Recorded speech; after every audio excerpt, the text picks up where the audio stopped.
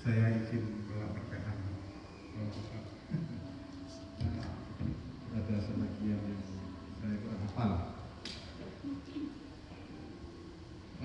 Yang saya hormati Kepala Desa Poma Bapak Sugiarno, yang saya hormati Bapak Insinyur Bambang Haryanto. Beliau adalah menjabat sebagai Sekjen Partai Nasdem, DPD Partai Nasdem, dan juga menjabat sebagai anggota DPRD masa periode tahun 2014-2019. Jadi monggo berdiri dulu Bapak. Nah, beliau ini pimpinan saya di partai, Bapak Bambang Haryanto. Yang saya hormati segenap pengurus DPD Partai Nasdem 5 kecamatan. Dari Rambi ada Pak Toto atau yang mewakili, dari Ambulu ada Mas Gago, dari Balung ada Mas Dula, dari Jenggawa ada Mas Meli, dari Huluan ada Mas Ujo, dan segenap sekretaris dan bendahara DPD Partai Nasdem. Yang saya hormati segenap undangan warga Ponteng dan warga Andong Sari. Pertama-tama mari kita panjatkan puja dan puji syukur kita kepada Allah Subhanahu wa taala karena sore ini kita dapat berkumpul di tempat ini dalam keadaan sehat walafiat.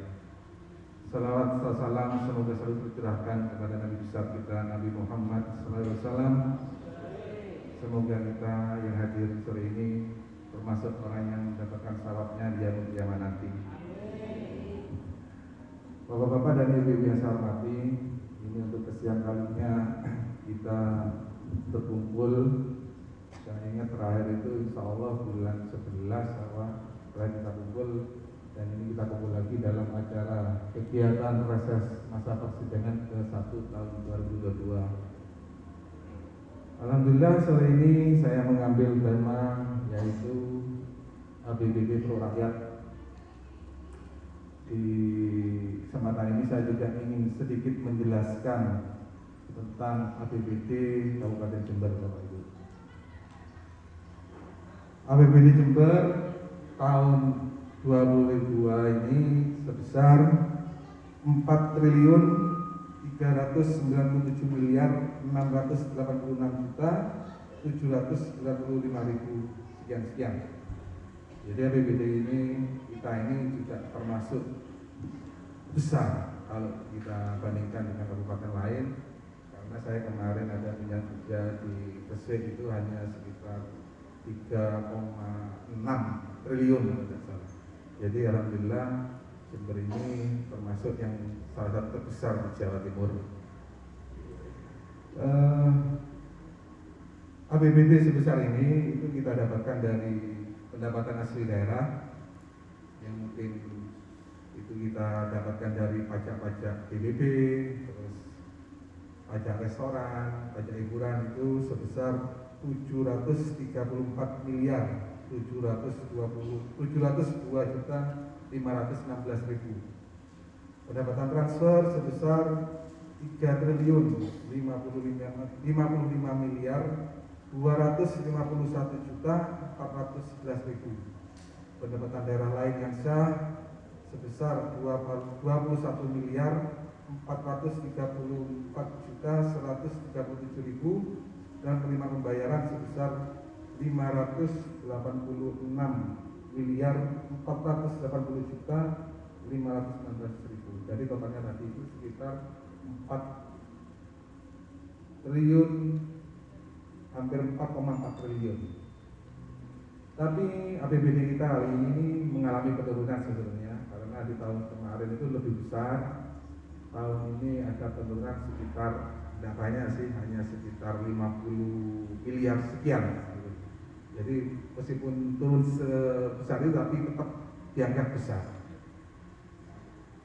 Dan dari kekuatan APBD kita itu sekitar 4,4 triliun tadi itu penggunaannya yaitu untuk belanja daerah, yaitu belanja operasional, itu untuk bayar ASN se-Kabupaten Jember selama setahun itu sekitar 2.970 miliar 865 juta, belanja modal 900 miliar 589.415, belanja tidak terduga 44 miliar 363 juta 322.000, dan belanja transfer sebesar 481 miliar 990 juta 487.000. Jadi itu gambaran sedikit tentang APBD Jember.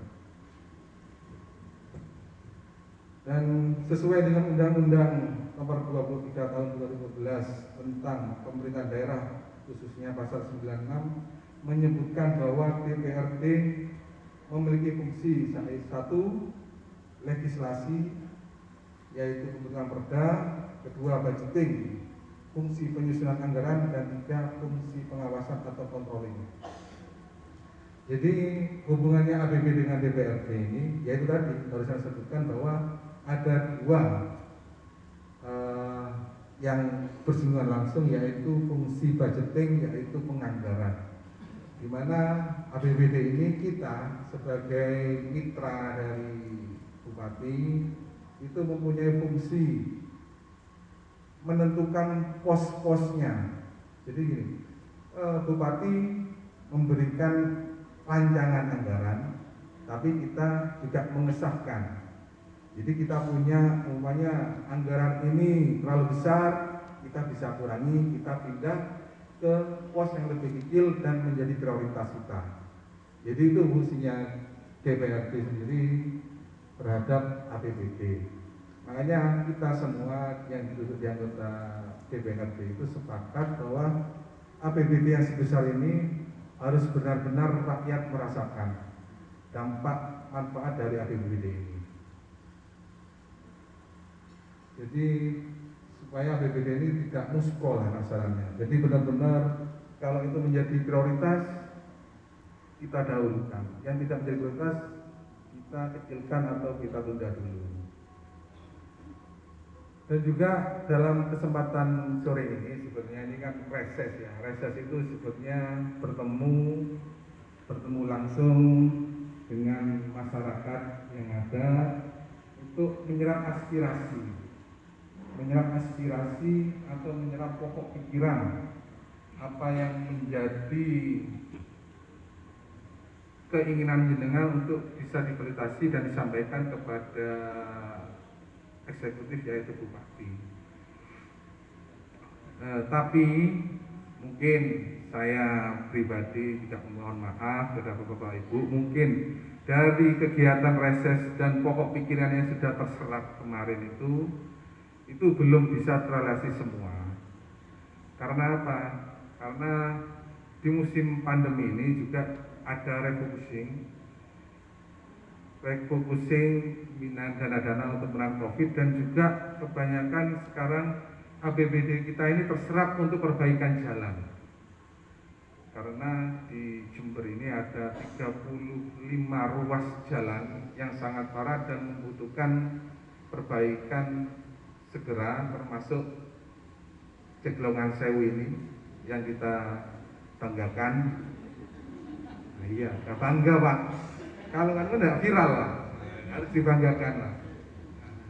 Itu membutuhkan dana sekitar 16 miliar 400 juta untuk yang Ceglongan Sewu. Tapi sebenarnya kalau kita hitung keseluruhan dana yang dibutuhkan untuk multi years biasanya itu, karena proyek ini melewati tahun, multi years melewati tahun 2001 dan 2022, itu sekitar 650 miliar yang dibutuhkan untuk memulai 35 titik itu se-Kabupaten Jember. Dan juga akhirnya dana itu kebanyakan juga masuk di terserap APBD itu terserap ke pembayaran multi-years. Karena memang kapan hari itu kita ingat, mungkin sedikit saya bercerita, di tahun 2020 kita tidak mempunyai APBD. Kita tidak punya APBD sehingga seluruh Kabupaten Jember tidak ada pembangunan. Baru dengan kepemimpinan Pak Haji Hendi kemarin 2001 kita punya APBD, meskipun itu terlambat, tapi kita punya APBD, dan untuk perbaikan jalan itu hanya diambilkan 15% yang dibayar kepada kontraktor. Sisanya 85% itu dibayarkan di tahun ini. Jadi ada sekitar hampir 500-an M yang sudah ada plotnya diserap untuk pembangunan jalan di 35 titik Kabupaten Jember.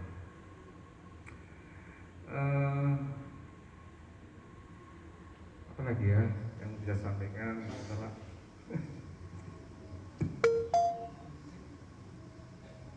Dan juga untuk di masa sekarang ini, karena ini masih musim pandemi, bukan endemi, dan juga ada varian baru, saya berpesan kepada Bapak-Bapak Ibu semua, mari kita jaga kesehatan, mari kita jaga keluarga kita.